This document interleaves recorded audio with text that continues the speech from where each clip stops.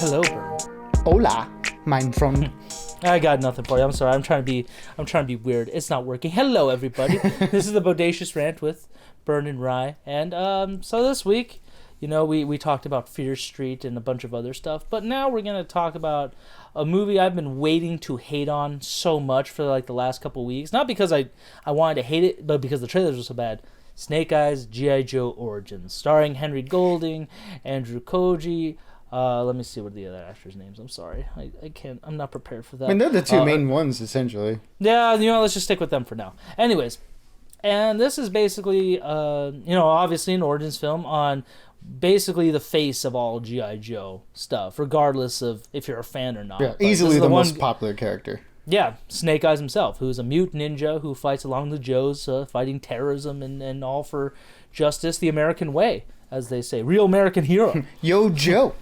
He's basically Johnny, a real American hero. Oh, gosh. No, he's not Johnny. Johnny's Johnny. Tommy's Johnny. Yeah, Tommy's John. I don't give a shit. That movie's bad, anyways. The Room is just the Room with Tommy Wiseau, not Room with Brie Larson. Let's get that specific because a lot of people confuse that movie. Anyways, like I said, they've been showing trailers to this. I've been looking forward to this movie for a while, just because there's this black and white image that came out last year with Henry Golding's character in like ninja garb walking up some steps. And I thought, holy shit, this is gonna be an authentic Asian film, like with some ninja stuff. I'm excited as all hell. And then we got a couple trailers this last few months, and with the same stupid rap song, hip hop song. New level. Seriously, everybody is using that stupid song, and movie studios, you guys gotta stop using the same tracks for everything. Okay, oh, yeah. Get something different. Put original score in. I don't care, even if it's boring, just to be different. It's like the trailer house that's in charge of making all these trailers. Like, shit, we only got one song. Let's just. I'm on a new level. They were like what was it in The Wedding Singer? Just keep it going. Give me time. Ooh, I like her. Like her. And then you see a guy in the background, you suck. You suck! And that was me to throw up for all the trailers. Just, you suck! I did not like the trailers for this movie at all.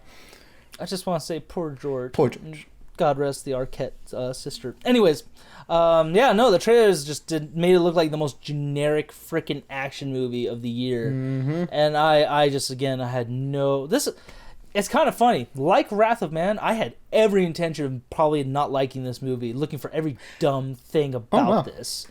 And I didn't know you felt that way about Wrath of Man. Just because for me it came out of nowhere.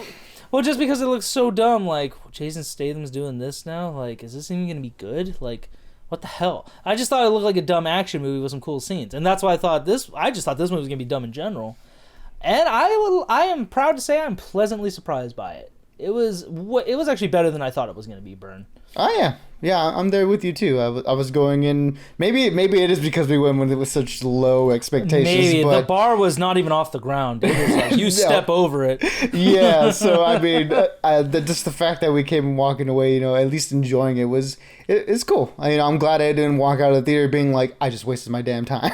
Like I was expecting to. Thank God, yeah. No, that was my biggest fear with this movie. Is like, did we just waste like 2 hours of our life with this movie? And I didn't feel that way at all. I really enjoyed it. Henry Golding I'm so glad he's getting more leading roles. Like, first time I saw him in Crazy Rich Asians, I'm like, God damn, this handsome bastard here. I like him. Yeah, I was the same. I was just like, who's this guy? I've never seen him before. He's real good. And then he played like the ultimate like good romantic lead, like a good guy in general. And then I saw him in A Simple Favor with Blake Lively and Anna Kendrick, where he played just kind of rundown author douchebag. He was a bit of a whore in that movie. And then the total D-bag and The Gentleman. Oh my God! But I loved him in The Gentleman. He played such a good triad, like young up and coming gangster. He did so great in it. He was actually really funny. And it's like, okay, this guy's got some versatility. I'm liking it. He's done comedy. He's done drama. He's done comedic drama, gangster comedy, and now we got to see him in an action movie. And needless to say, like I said, he was a great lead character. Now, I know a lot of people are saying, again, we're keeping this non-spoiler so everybody can go see it, but if you hear reviews, you'll hear that Snake Eyes is a dick and, all this stuff. But honestly, it works for the story. It works because that's one of the reasons that I liked, is that the way it was written, that Andrew Koji's character, Storm Shadow. Well, I was trying to think of his Japanese name. Tommy. Tommy. They call him Tommy. Let's just stick with Tommy. With Tommy and Henry Golding, Snake Eyes character, that neither of them are perfect villains and villain hero. They actually are very black, very gray characters, and that's what I loved about it. That you don't know who you're rooting for, you don't know who to side with, and then the very end, you kind of see their true selves show, and the blossoming of this rivalry that will be Snake Eyes and Storm Shadow for G.I. Joe. And, you know, I'm not a G.I. Joe person. I don't remember the cartoons as a kid. I just remember the 2 movies that they did in like the last 10 years. Oh, yeah. With Channing Tatum, and then the second one with The Rock. Yeah, and both were not good. Not good, but Snake Eyes was the coolest part of both. Let's not lie. And yeah, so I really enjoyed it. There were a lot of good things. So I loved the characters of it. You know, the acting was great. The costume design was pretty solid for this. And despite the shaky cam action scenes, which is like, why are we still doing this? It's 2021. There's got to be better action by now, better ways to shoot it. There are some great set pieces too, especially like when they're at the Arashikage Castle in Japan and just in the city itself. So I think my rating for this movie, it has plenty of flaws, but it's worth the movie ticket. I'm going to say it's a 3 out of 5 Ranties for me.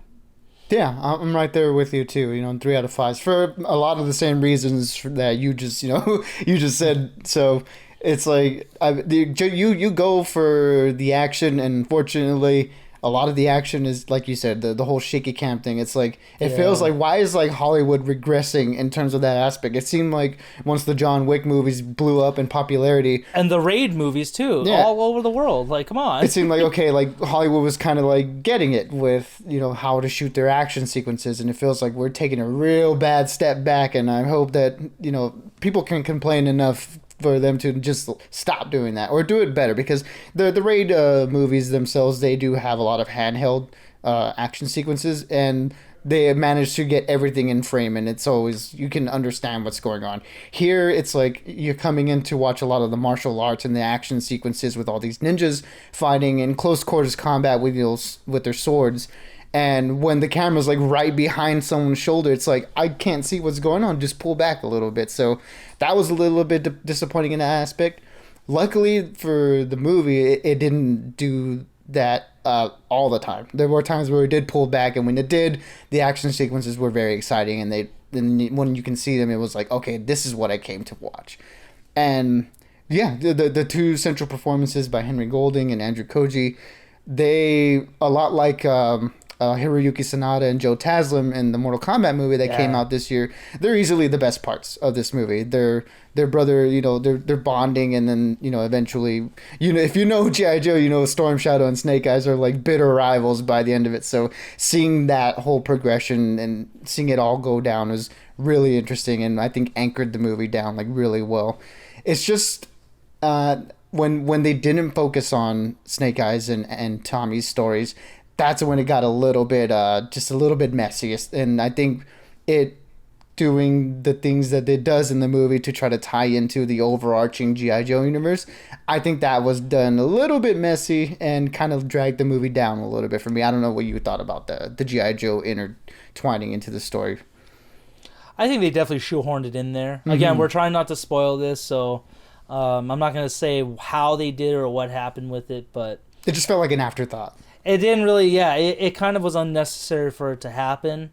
I think, if anything, just with just Ursula Corbero's the Baroness, I think that was enough to kind of do it. But then we bring in Samara Weaving, who plays Scarlet, another icon of G.I. Joe. Again, and I love the supporting cast, like Ursula Cobrero, Samara Weaving. Yeah, not that the actors Peter did a bad Mensa, job. And they just didn't have a lot to work with. Yeah, they didn't have a lot to work with. It's more the G.I. Joe characters that didn't have much to do. But everybody else that was part of like Snake Eyes' story, like Peter Menza was the blind master, Iko Uwais was the hard master, and then the one character Haruka Abe, who played Kiko, who was like one of his mentors and stuff.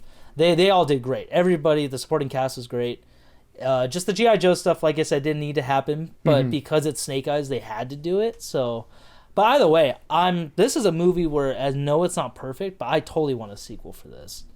Yeah, I think it does a better job of, giving you enough to want to see something else come out of it at, way more than the other two movies, two G.I. Joe movies that came before it. I think, this one, while it wasn't the best start, I think it was a really solid start to the hopefully the G.I. Joe cinematic universe that comes out. We'll see, hopefully they didn't put the cart before the horse in that aspect where, the whole franchise is dead before it even starts, but hopefully they can take the good from this and then also work on the bad from this, and hopefully we'll get some cool G.I. Joe movies coming up, because if it's as solid as this one, I think they'll at the very least be enjoyable to watch. And I think it'll be nice to have another franchise besides Marvel and DC dominating the current movie sphere right now. So it'll be cool to get these like other properties in the mix too.